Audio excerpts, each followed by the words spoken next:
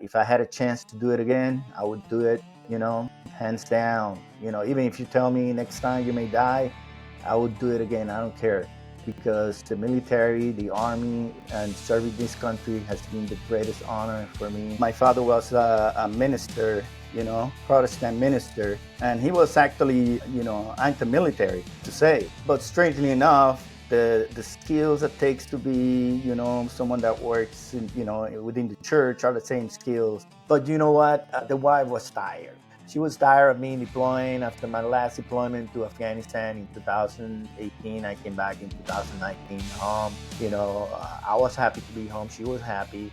So she's like, I need you home. And honestly, I wasn't going to do it, but I had an epiphany where one day after we were doing an annual training, I'm like, I just opened my eyes. Hey everyone, today's guest is Major Josue Nieves, who is a U.S. Army veteran with nearly 40 years of concurrent military and civilian federal service, including combat deployments from Desert Storm to Afghanistan. Welcome to the show, sir. Nice to meet you, and nice to be in your program. Absolutely, sir. Well, could you give a better story and background of how you got here? What was your service like? Maybe some stories. I'll let you take it from here.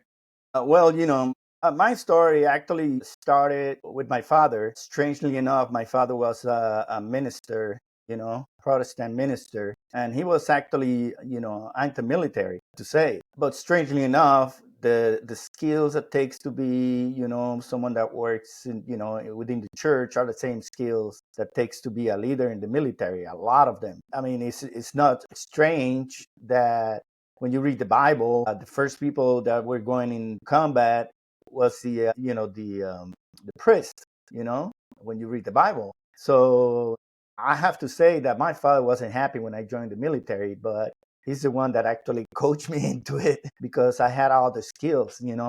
I was a fighter, I was a warrior, I wanted to serve, and that was really the main thing.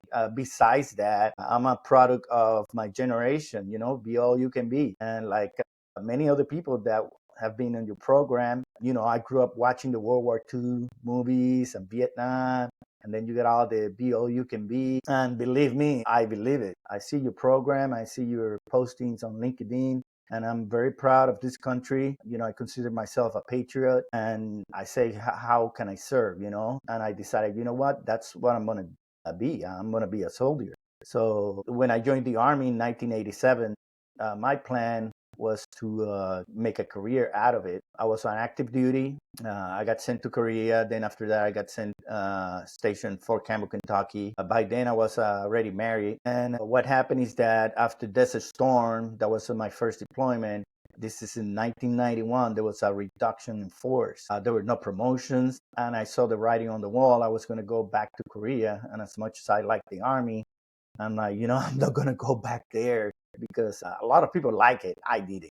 And I was newly married. So I decided to get out of the military. But after a year in the reserves, I really, really missed the military. So that's when I joined the Army Reserve, and the rest is history. And I put a total of 30 years in the active reserve. And after I retired in 2021, you can count.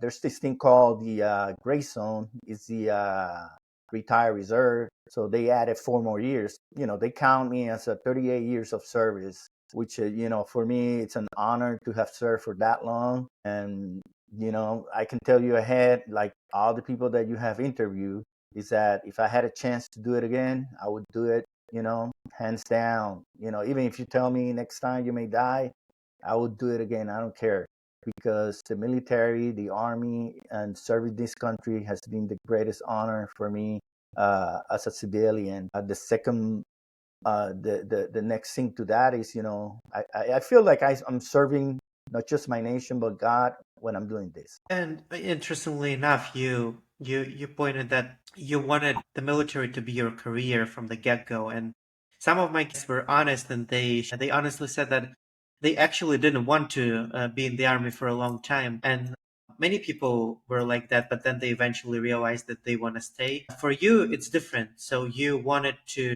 stay in the military long term and make it your career, which is interesting. So, what drove you to make this decision? Because, as you said, your father was more on the church side, and it wasn't like the first thing that might be. He obviously saw you doing, and but you still decided to go into the military. So, what was your main drive there? Like I say, I'm a product of not just my generation, because the be all you can be propaganda really got me. But what happened is that I'm the youngest of 12 children, and my dad was born in 1931, so he's of the World War II generation, and he was actually drafted for Korea. And I grew up around a bunch of veterans, old people. I grew up in Puerto Rico, and all the movies that we used to watch, because you didn't have much to choose from. It's just John Wayne movies. You grew up watching all those movies from the 40s, the 50s, the 60s. I mean, you can tell my age. I was born in '66, so I was watching all those movies. And growing up in a country where manhood is valued, conservative values. I also have to say that I was surrounded by mentors. My father was a minister. The values and the characters was there. But more than that, there was because it wasn't just that. It was the people surrounded. There was a scout group. I grew up in a program. It's called the Royal Rangers. It's out of my church. I have mentors. His name Andres Mojica and Lilo Medina. Men pick up when my father wasn't at home. They did their job, and believe me, they were both intelligent people, but they were at the same time really tough guys. So that's the way I grew up. I grew up, kind of a mix of kind of a nerd among people that are tough. So when the moment came to make a decision, I had to decide, what I want to do. That's where other factors came in. And I say, you know what, this is what I'm going to do. This is what I want to be. I want to be a soldier. And I guess you can call it's the hero syndrome. But you know what? It's a dirty job, but somebody has to do it. Yeah, yeah, totally fair. How was it growing up in such a big family, being the youngest child of 12, 11 siblings? Did it influence you long term or affected your decision to join the military? Well, a lot of people would think, well, you just want to escape poverty or something like that, but that is not the case. As a matter of fact, one of the reasons I joined the military, it had nothing to do with that. My family was pretty upset because when I joined the army, I was not living in Puerto Rico. I was actually living in Massachusetts, and I had all the choices of the world to go to college. I had a good job. I was living with my parents. I had no need really to join the military. But for me, it was just a matter of a principle. I had the conviction that I had to do that. And growing up with them, what happened is that, you're the baby brother. And let me tell you, up to this day, and you probably find out, everybody knows this, is that everybody admires you except those close to you. The people who say, oh, you don't know what you're doing, or you're just crazy. And, it's just most people just shake their I shake my head and it's like I wish you knew what I have done. But most people that are in the military that have done stuff, so to speak, they don't go around saying what they have done. If you and I we meet, yeah, we talk about that, but I don't go around there saying, oh, I did this, I did that. And I'm just a good old crazy little brother for the rest of my family, because by the way, my nickname is Danny. So, so, they just say, good old Danny, it's crazy. He doesn't know what he's doing, but it's all right. It's all right. So that's how what is growing up. And I tell you one thing, it is amazing growing up in a family of 12. Lots of challenges, but I love it. I love big family. Nice, nice. So, could you remind me, did you enlist in the army or did you join as a officer? What was your path to the army? Well, when I joined the army, I barely had any college credits, not enough to get E2. So I joined as an E1 as a private. When I joined, I told, listen, I want to join active duty. and I want something. Back then, this is 1987. Computers were a big deal. This is a time where a PC will cost you $15,000, and not just $15,000. This is 1987, $15,000. So you imagine it's like $30,000 for a PC. So I say I want to join something that I get skills that I can use. So I went into personnel, and in particular, this field is called personal information system management. It's a fancy title for computer operator. The only problem is that back then, when you input data, it wasn't like now, obviously, and the data had to be checked and rechecked, and then you have to upload. And if you miss a period, or if you put an O instead of a zero, it would mess up everything. So I was that expert, that would check out that information. So I joined in Massachusetts. I went as an E1. And from there, I got promoted in basic training as an E2. It's like, I got my mosquito wings. And then in Korea, I got promoted to E4, E3, E4. From there, because I was in the field of personnel, I got out as an E4, and I was in the reserve for 10 years as an E4. I was stuck in rank until I deployed to Bosnia. When I was in Bosnia, my first sergeant Taylor, he made it happen. He promoted myself and three others who were in the same boat. These are E4, specialists with 10 years in service who can't get promoted. So, he did some magic and got me promoted to sergeant. And then after that, 6 years after that, I got promoted to right before deploying to Kuwait. This is 2004. I made E6 staff sergeant, and that's when I was there in 2005, when the Army was in so much need of officers that they offered, this old guy. I was 38 years old, the opportunity to become an officer. I applied for it, and they approved a direct commission. And from there, my history continued. Appreciate you sharing this. So that's a very interesting journey that you took rising through the ranks. How your um, leadership philosophy evolved as you moved through the ranks and became an officer, commissioned officer, and then became a major. How did your leadership style evolve over the years? Well, you have to see that I started from the bottom, E1. It doesn't get lower than that. And not only I was in E1, I was an E1 with barely any knowledge of English. So I had a really hard time going through basic training. And not only that, because of my Christian convictions, I wasn't like the rest of the guys.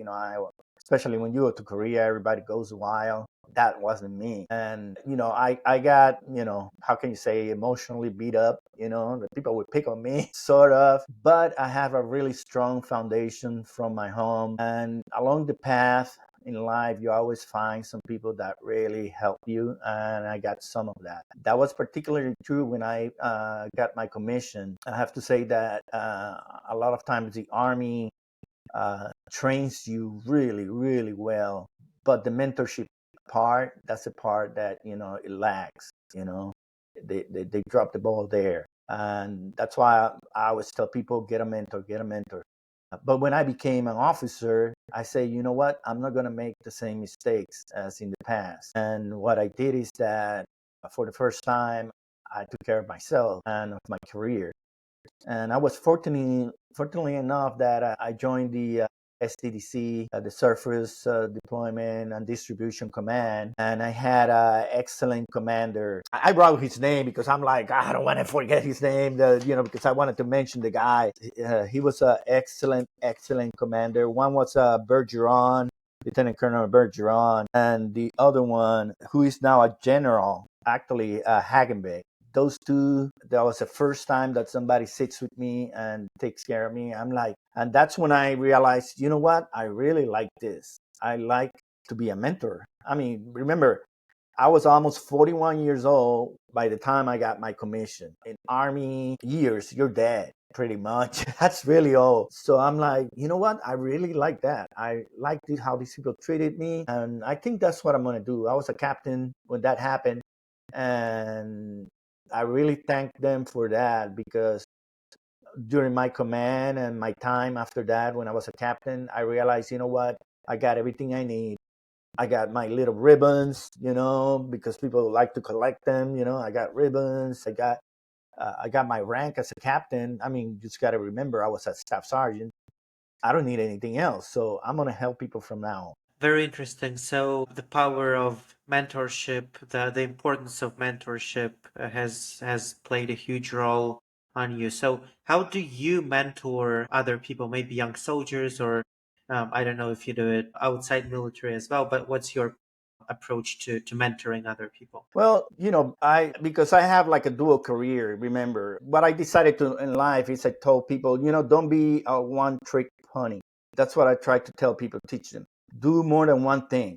Stress yourself. Do more than one thing. Why? Because that's how you learn the skills and learn to fail. Be humble. One of my biggest times, when I get the really good lesson is when I approach someone, and this is like a Jedi mind trick. I would go and tell a person, listen, I need to learn X and Y. Could you mentor me? That word is so powerful because what it does, it puts the person that you're talking to above you. And whether you like it or not, people have an ego. And that's when they give you their all. If you say, hey, do me a favor, they are like, okay, I think about it. But if you say, hey, can you mentor me? They're going to give you 100% of what they have. You see? So my approach to mentorship and leadership is, I'm here to serve you. But what I used to do with my, in regards of leadership, I used to tell my soldiers, it's like, we can do this two ways, my way or your way. And the problem that they had is this, that I was enlisted for 20 years. I have my drill sergeant badge that tells them, yes, I'm prior service and I was a sergeant. So you cannot BS me, so don't even try. And on the other hand, I would say, I'm trying to help you. Some of them would take it, some not. But what I would recommend them is, because you cannot be everywhere all the time, it's like, go and get yourself a mentor, whether it's a fitness mentor, whether it's an education mentor, career mentor. There are kind of mentors out there. I myself, I have a mentor. There's a guy out there with the channel, old man, as an old man, and I call him. He's in Dubai, and and we talk, and what I told him is, I need someone that is better and smarter than me. Don't go for people that are at the same level of you, because you're not gonna grow. You need someone that is gonna pick your brain, someone who's gonna challenge you, someone who's gonna maybe break you, but is gonna build you back. Okay, that's my approach. Nice. Yeah, I definitely agree, especially with this idea of having mentors for different aspects of your life, whether it's physical fitness or your professional career or something else. I actually also have a few mentors, and I'm lucky to have them. Uh, and each of them like helps me with some like different parts of my life, and that's super valuable. Another question I want to ask you is, um, transitioning to the civilian life. You said that you, I think, started this process of transition back in 2021, and it wasn't official until 2025. So I assume those 4 years were, the transition years for you. Maybe I'm wrong. What was your experience, or is your experience transitioning from the military life to the civilian life? Oh wow! Anybody who has been military can tell you that it's extenuating, in the sense that you just have to fight. Like, for example, when I left the army the first time, and I went and I was going to interviews and all that, I'm sitting in a chair, like if I'm in front of a board, with the sergeant major and all that. I remember I was in an office for unemployment, and they're like, the person was telling me, he's like, stop calling me ma'am. You're not in the army. And when I transitioned from enlisted to officer, that was really painful, because you're a sergeant, you're used to do stuff, and now suddenly you're a manager, and the soldiers would tell me, sir, we don't need you here. Go and get a cup of coffee, okay, and do something, but go away. We don't need you here. And you want to get your hands dirty, but the soldiers really want to get their, they don't want you there. You're still an officer. Then when you transition, another transition was really, really tough, it was when I transitioned from a company level, a captain, to a major, because most majors are staff. I was lucky enough that I was a commander as a major in a company with the SDDC, and that was a great experience. But as a major, most of the time, just a paper pusher. You're a staff officer, and yeah, what you do matters. But after 20 years enlisted, you want to be down there with the rest of the troops. Retiring from the military, that was really tough. But you know what? The wife was tired. She was tired of me deploying. After my last deployment to Afghanistan in 2018, I came back in 2019 home. I was happy to be home. She was happy. But, I still wanted to go out there, have more adventures. You don't realize that you're getting old and your adventure is getting old for the wife. Kids are gone. The two dogs die, literally. So she doesn't have more companions. So she's like, I need you home. And honestly, I wasn't going to do it. But I had an epiphany where one day after we were doing an annual training, I'm like, I just opened my eyes. I'm like, you know what? I need to retire. And just like that. One day it just came to me. And the next day, I went to my commander, the battalion commander. I say, "Sir, I'm retiring." It wasn't like that. No struggle. It was just, like I say, an epiphany. I decided I'm gonna retire. Is it easy? No. But you gotta get philosophical. Understand that this is not about you. That other people are gonna pick up the slack, and you're gonna have to do the proverbial riding, to the sunset, and boom, you're gone. Yeah, that's a beautiful story. I want to let you give a message to the listeners. One thing that you, or several things that you want to share, put it out there that you haven't had a chance to say during the podcast. What you want to share with the listeners? Well, I'm not really old, but I just turned 59. I just retired from the postal service, and I got officially retired last month as well. So I got like a double retirement. If people wonder, it's because as a reservist or National Guardsman, your retirement starts at age 60. Now, because of my deployments, I got approved at age 59. And I mean, you heard my story. And to make a long story short, what I like to tell people is, the book of Ecclesiastes in the Bible says, I'm paraphrasing, that whatever is at your hand to do, just do it, and do it right. You don't know how long you're going to live. I'm actually writing a book, and in the first pages, the first point that I make is that you think you're the hero of the story, but you don't know that, because you don't know if you're going to make it, you don't know how long you're going to be in the story. So just do your best, serve others, the good old God, family, and country thing.